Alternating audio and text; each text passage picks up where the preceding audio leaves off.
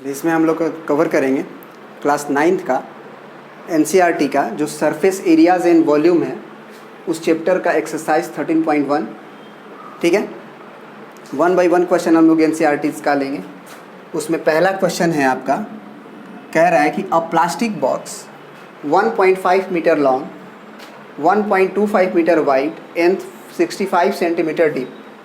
एक प्लास्टिक का बॉक्स है, ये बॉक्स है आपके सामने, मान लीजिए इसका लेंथ दिया हुआ है हमको 1.5 मीटर, ब्रेड्थ जो है यानी कि वाइड चौड़ाई 1.25 मीटर और ये जो एच है वो दिया हुआ है 0.65 metre.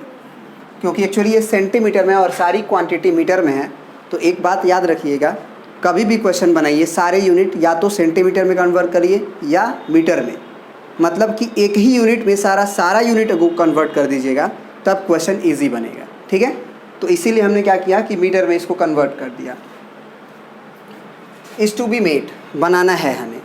It is to be open at the top, माने जो प्लास्टिक बॉक्स है आपका क्यूबिकल, क्यूबोइडल कह सकते हैं, क्यूबोइडल, उसका ऊपर का जो सरफेस है ना वो खुला हुआ है। प्लास्टिक का बॉक्स है, जैसे सब्जी वब्जी रखने के लिए आप देखे होंगे, तो वो ऊपर से खुला हुआ है।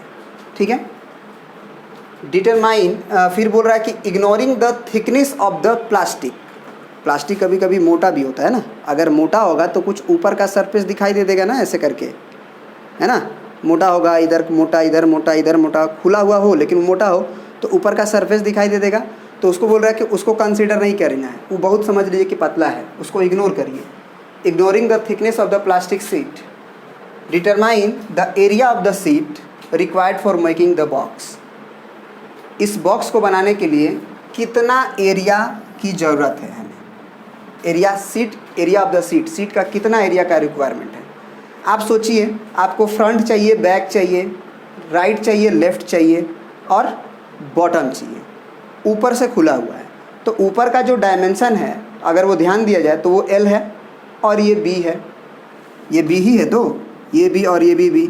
तो इसका मतलब एक LB चाहिए और एक नहीं चाहिए। फिर ये देखिए, ये है आपका डायमेंशन B और ये H, तो इस रेक्टेंगुलर सरफेस का एरिया B इंटू H होगा। और जस्ट इसके पीछे भी ये वाला सरफेस जो दिखाई दे रहा है आपका, ये भी आपका H होगा और ये B होगा, तो ये हो जाएगा 2BH प्लस HLB होगा। देखिएगा, ये जो फ्रंट आप देख रहे हैं, फ्रंट सामने से वो सरफेस L और H है, उसके पीछे भी होगा तो 2LH लिख सकते हैं आप। तो इतना एरिया रिक्वायर्ड होगा, तो क्या लिख देंगे, एरिया ऑफ सीट रिक्वायर्ड बराबर एरिया ऑफ सीट बराबर, यही होगा आपका। अब इसमें आपको वैल्यू प्लग इन करना है, तो L का वैल्यू आपका 1.5 इंटू B का वैल्यू आपका 1.25 प्लस 2 इंटू ब्रेड्थ का वैल्यू आप ले रहे हो 1.25 प्लस इंटू H का वैल्यू जो आप ले रहे हो 0.65 प्लस 2 इंटू L का वैल्यू आप 1.5 लोगे और H का वैल्यू आप 0.65 लोगे। तो इसको हम यहाँ लिख देते हैं, प्लस 2 इंटू 1.5 इंटू 0.65। ठीक है ना। अब इसको गुना करना है आपको, तो 15 5 75 हुआ हासिल 7, 15 दूना 30 और 7 37, हाथ में लगा 3, 15 कम 15 और 3 18, गुना में दशमलव जो है गिन के देखा जाता है कितने अंकों के बाद लगाना है, तो 1 2 यहाँ और 1 3, तो 1 2 3 यहाँ लगेगा। फिर अब यहाँ पे आपको गुना करना है 65 में और 125 का। तो सबसे पहले आप 65 में और 2 का गुना करिए, तो 65 दूना कितना होगा 60, 60 120 130 होगा। 65 दूना कितना होगा आपका 130। 130 का मतलब हुआ 1.3, क्योंकि 2 अंक के बाद 2 दशमलव भी देना है। इसका मतलब 13 से गुना करिए इसमें, तो 13 5 65, 6 13 दूना के 26 और 6 हो जाएगा 32 और 13 और 2 15, 3 अंक के बाद दशमलव, देखिए 1 यहाँ और 2 यहाँ, तो 1 2 3 हुआ ये, प्लस फिर 15 दूना 30, 3.0 होगा यानी कि 3 से गुना करना है केवल 65 में। तो 5 या 15 और 6 या 18 और 1 19। ठीक है, तो यहाँ पे दशमलव जो है 2 अंकों तक ही रहेगा, क्योंकि इसमें दशमलव नहीं था, 30 से थोड़ी गुना किए थे। अब इसको ऐड कर लेना है। तो आपको क्या करना है कि 1.875 दशमलव के नीचे दशमलव लिखिए हमेशा। जोड़ने का भी तरीका बहुत लोगों को नहीं आता है ना, इसलिए भी गलती हो जाता है। तो ये 1.95 लिखोगे यहाँ आप, और यहाँ 0 बढ़ा दो। दशमलव के बाद अंकों के बाद दशमलव बढ़ा सकते हैं, दशमलव के और अंकों के बीच में 0 बढ़ाते हैं तो फ़र्क पड़ जाता है। तो ये 5 5 10 हो गया, और हो गया आपका 5 5 10, 7 2 9, 9 और 1 10 और 5 15, और 9 1 10, 10 और 8 18 और 5 23। हाथ में लगा आपका 2 3 4 5 दशमलव यहाँ पे, यानी कि 5.35 स्क्वायर, 5.35 मीटर स्क्वायर, इतना एरिया का रिक्वायरमेंट है आपको। ठीक है, यहाँ पे हल्का मिस्टेक हुआ है गुना करने में, ठीक है ना, क्योंकि 13 से जब हम 65 में 2 का गुना किए तो 13 आया था, और 13 में जब 125 का गुना करेंगे ना तो यहाँ पे आपका थोड़ा सा मिस्टेक हुआ है, वहाँ पे 6 होगा। 13 और 3 16, 1 पॉइंट। तो अब यहाँ पे अगर हम 6 को लिख के जोड़ें तो यहाँ पे आपका 4 आएगा। ठीक है ना, तो एक्चुअली यहाँ पे 4 था, इसलिए हमने आंसर देख लिया, कोई दिक्कत। तो ये हुआ आपका इतना मीटर स्क्वायर एरिया का रिक्वायरमेंट है। अब अगला क्वेश्चन है इसमें कि the cost of the seat for it, इस प्लास्टिक सीट को बनाने के लिए कितना कॉस्ट की ज़रूरत पड़ेगी यदि sheet measuring 1 metre square cost ₹20 metre. वो चार्ज कर रहा है सीट का 20 रुपया 1 मीटर स्क्वायर का। तो अगर 1 मीटर स्क्वायर का अगर वो चार्ज कर रहा है 20 रुपया, तो इतना मीटर स्क्वायर के लिए क्या करेंगे, इसमें हम 20 का गुना कर देंगे। ठीक है ना, क्योंकि 1 मीटर स्क्वायर का डायरेक्ट अगर दाम पता है तो इतना मीटर स्क्वायर के लिए इतना से गुना कर देंगे। तो कितना हो जाएगा आपका, 2 0 बढ़ा दीजिए एक ठो, और 2 5 10, और 4 दूना के 8 और 1 9, और 5 दूना के 10। तो 2 अंकों के बाद दशमलव, यानी कि 109 रुपया लगेगा आपका। टोटल कितना लगेगा, सॉरी हाँ 109 रुपया लगेगा टोटल चार्ज आपका इस सीट को बनाने में।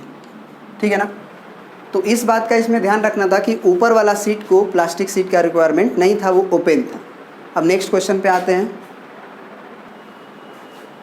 अब चलिए हम लोग क्वेश्चन नंबर 2 स्टार्ट कर रहे हैं। उसी तरह का सेम क्वेश्चन है, कह रहा है कि the length breadth and height of a room, जिस रूम में आप हैं उसका इमेजिनेशन अपने दिमाग में कीजिए, क्योंकि एक रूम है, कोई भी रूम आप समझ सकते हैं। Room 5 metre 4 metre and 3 metre respectively, मतलब उस रूम का डायमेंशन दिया हुआ है। डायमेंशन बोले तो लेंथ ब्रेड्थ और हाइट उस रूम का दिया हुआ है।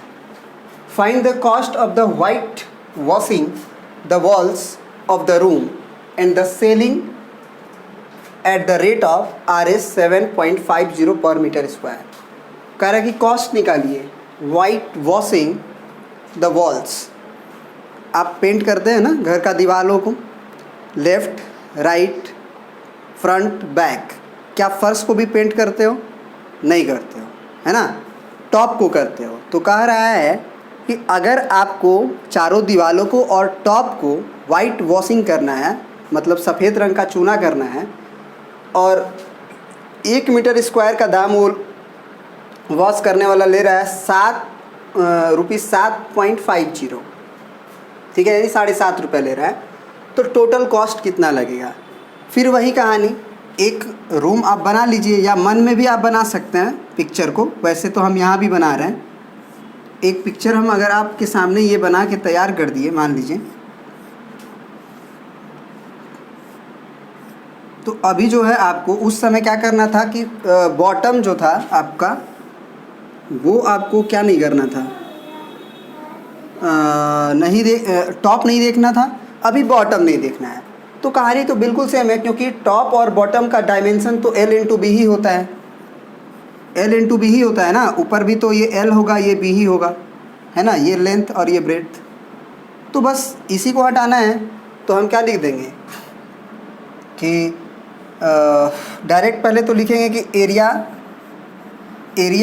Required for white washing is equal to L into B. नीचे वाला नहीं करना है तो ऊपर वाला लेंगे, प्लस B इंटू एच, ये B है और ये H है आपका, और जस्ट इसके इधर BH 2BH plus 2 into L into H. ये कहाँ से आया, ये कहाँ से आया, तो ये L हुआ और ये H हुआ, यानी फ्रंट और बैक आप कह सकते हो, LH। ठीक है, तो अब जो है आपका कितना हो जाएगा, L कितना दिया हुआ है आपका, ये L मानिए, ये B मानिए और ये H मानिए। तो L इंटू बी है यहाँ पे, तो 5 इंटू 4 प्लस 2 इंटू BH है, मतलब 4 गुना 3, प्लस 2 इंटू LH है, मतलब L का वैल्यू 5 और H का वैल्यू आपका 3। तो ये हुआ 5 के 20 प्लस 4 दूना के 8 लिखे 24 प्लस 5 दूना 10 या 30, तो 30 और 20 50 और 20 70 और 74 रुपया हुआ, सॉरी 74 मीटर स्क्वायर हुआ। तो कॉस्ट कितना हो जाएगा, है ना, तो cost total cost for it, इसके लिए हमको कितना कॉस्ट देना होगा। तो क्वेश्चन ने बोला है कि 1 मीटर स्क्वायर का हम 7.5 रुपया चार्ज कर रहे हैं, और आपको कितना मीटर स्क्वायर कराना है, 74। तो 75 इंटू 7.50 यानी कितना हो गया आपका, तो गुना करना है आपका, 2 अंकों का गुना आपको एक लाइन में हम सिखाए हुए हैं, 75 और 74 का गुना करना है एक्चुअली बेसिकली, दशमलव को तो बाद में भी देख लेंगे।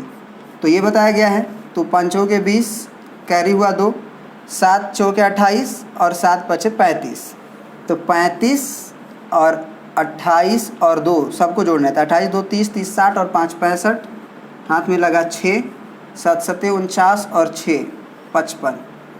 ठीक है, और एक्चुअली आपने 7.5 से केवल गुना किया है, 75 से गुना किया है, तो एक अंक के बाद ही दशमलव आप लगाओगे, यानी कि आपको टोटल कॉस्ट देना होगा 555 रुपया एक रूम को पेंट कराने के लिए। ठीक है, चलिए, तो ये क्वेश्चन भी हो गया। अब हम लोग नेक्स्ट क्वेश्चन को और अग्रसर होते हैं।